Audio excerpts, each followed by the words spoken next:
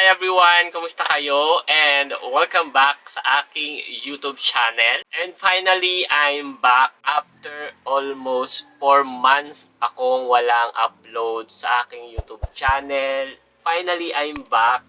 At yung huling upload ko ata was December 26, 2025 last year. Maraming nangyari, marami akong pinagdaanan on the past few months na hindi ako nag-upload. So, dun sa mga hindi nakakaalam, meron ho akong regular na trabaho kaya hindi ako madalas na nakakapag-upload. And one of the main reason is nagkaroon ako ng severe fungal acne. As in, nagkaroon ako ng malalang acne here. Kaya, yun yung isa sa dahilan bakit hindi ako nakapag-upload. At second is, wala na akong maisip na i-content sa aking YouTube channel kasi marami na ako napapanood na gumagawa ng mga skincare product review, ng mga travel vlog at kung ano-ano pa. Kaya parang naisip ko na nauubusan na ako ng content at nauubusan na ako ng idea kung ano yung pwede kong i-content dito sa aking YouTube channel. At dahil meron na akong action camera, ang DJI Osmo Action 5 Pro, ipapakita ko siya sa inyo. Nandito siya sa aking dry box. Dito yon yung ating lagay ng camera. At meron akong action camera, ang DJI Osmo Action 5 Pro. So, hindi ko to madalas nagagamit. At naisip ko, this summer or summer season naman ngayon, why not na mag-explore tayo or magdagat-dagat man lang tayo paminsan-minsan. At naisipan ko na magdagat next month para at least kahit papaano magamit ko yung aking action camera at the same time makapag-upload ako ng bagong video dito sa aking YouTube channel. At of course, gusto ko rin naman i-share sa inyo yung journey ko about sa aking fungal severe acne. Talagang nagkaroon ako ng acne na malala dito sa aking jawline, but ngayon is wala na masyado. I-share ko yan sa inyo on the next video.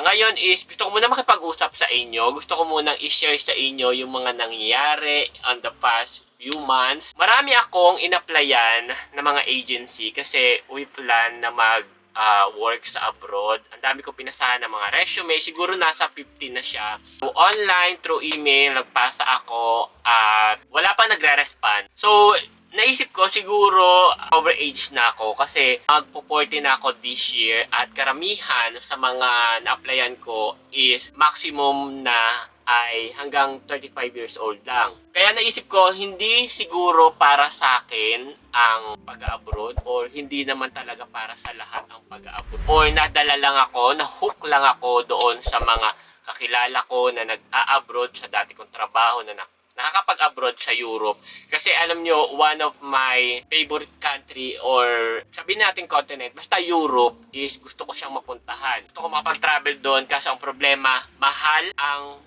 pagta-travel sa Europe. Kaya parang naisipan ko noon na why not na magtrabaho na lang doon. Kaso, hindi umaayon ng panahon dahil inisip ko din na hindi para sa lahat ang pag-abroad at siguro isa na ako na hindi para sa akin ang pag-abroad. Sa din yun sa dahilan bakit in-stop ko yung pag-vlog at nag-focus muna ako na sabi ko is kung makapag-abroad man ako doon ako magko-continue mag-vlog. Kaya napabayaan ko yung aking YouTube channel at umiisip ako ng ibang idea na makatutulong sa paglago uli na aking YouTube channel. Kasi alam nyo, to be honest, nang hihinayang ako sa aking YouTube channel kasi naka 30,000k subscriber na po siya at doon ako na-stuck. Na-stuck ako sa 30,000k subscriber kaya gusto kong bumalik uli sa pag-vlog. Marami naman pwedeng gawin, marami naman pwedeng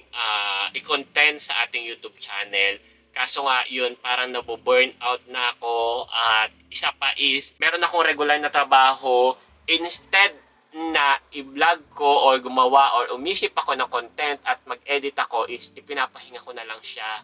At syempre, parang almost 2 days lang ng yung day off ko. So, ang nangyayari is naglalaba ako, naglilinis ako ng kwarto. Minsan may mga pinupuntahan ako or may inaasikaso ako na hindi ko na kayang isingit yung pag-vlog. Kaya, ngayon is naisipan ko na bumalik na lang. Bumalik sa pag-vlog, hindi para sa akin ang pag-abroad. Mag-vlog ako, mag-focus uli ako dito. Ayoko din isaalang-alang yung kalusugan ko, guys. Okay? So, sikat ka nga, may pera ka nga, pero may sakit ka, so useless din yung kasikatan, useless din yung pagkakaroon ng maraming pera kung may sakit ka rin naman. So mas mabuti na tama at sakto lang yung kinikita mo, pero healthy ka at malusog ka. Kagaya ko, guys, is magpo-40 na ako this coming August at gusto kong ingatan at pahalagahan yung sarili ko. Kaya naman, kung hanggat kaya ko na magpahinga pagkagaling sa trabaho, hindi talaga ako nag-vlog, hindi ako nag-edit, is ipapahinga ko siya. Pero dahil nanghihinayang ako sa ating YouTube channel, eto na, guys. So, babalik na ako. So, abangan ninyo on the next few weeks. Or, basta pagkatapos ng Holy Week. Yan. Magdadagat tayo, guys, ng bonggang-bongga. Ipupush natin yan. Pero yung mangyayari is travel tipid siya, guys. So, kailangan natin magtipid-tipid.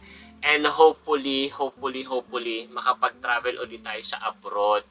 Siyempre, babalik tayo ng Thailand. One of my favorite country talaga is ang Thailand. That's my second home, ang Thailand. And, of course, so, solo traveler tayo uli. Kasi mas gusto ko or mas kampante ako sa pagiging solo traveler na wala akong ibang iniisip kundi ang sarili ko. And, yeah. So, ayun lang. Gusto ko lang uling mag-open up sa inyo. Gusto ko lang uling mag-share sa inyo. So, eto na yung ating Jeron Baer 2.0 dito sa ating YouTube channel. So, abangan nyo na lang at sana is lumago uli yung ating YouTube channel. Kaya naman, huwag nyo kalimutan mag-subscribe sa aking YouTube channel. Yun lang, wala na ako masyadong social media ngayon. Instagram na lang. Sa Facebook, hindi na ako masyadong active sa Facebook. So, Messenger na lang for communication. And then, dito sa ating YouTube channel, ayan, mag-comment na lang kayo dyan kung meron ba kayong mga idea na pwede kong i-topic or pwede kong gawa ng video sa mga susunod nating vlog. Minsan, naiisipan ko rin na why not na mag-podcast ako. Kaso, sino at ano yung magiging topic, sino yung magiging guest ko. So, wala akong masyadong friend dito kasi nasa abroad na yung mga kaibigan. So, pwede naman siguro mag-podcast na ako lang mag-isa. So, pag-usapan lang natin yung mga topic, yung mga pwedeng kung ano yung mga nangyayari sa panahon ngayon at alam niyo yun. So, and then pwede rin naman yung personal life ko, yan, open naman ako sa inyo, pag-usapan yung buhay ko. Ayan, magpo-40 na ako this coming August. Ayan, malapit na. Gusto ko siyang i-celebrate sa abroad kaso feeling ko hindi siya kaya. Kaya dito muna tayo. So, yun lang, guys. Maraming salamat at sana nagustuhan ninyo itong ating comeback. So, ayan, comeback video intro Jeron Baer 2.0. Eto na yun, guys. Kaya naman supportahan nyo ako sa lahat ng mga videos ko. So, yun lang, guys. Maraming salamat at magkita-kita ulit tayo next month. Ayan, abangan nyo after Holy Week yung ating mga vlog. Gagawin kong mas exciting, mas kapanapanabik. So, ayan. Meron na kayong idea. So, yun lang. Pwede nyo rin pala ako i-follow sa aking TikTok account or meron din akong TikTok shop. So, yun lang, guys. And thank you so much. Maraming salamat. At eto na talaga. Magkita-kita ulit na tayo, guys. Bye, guys. Thank you so much.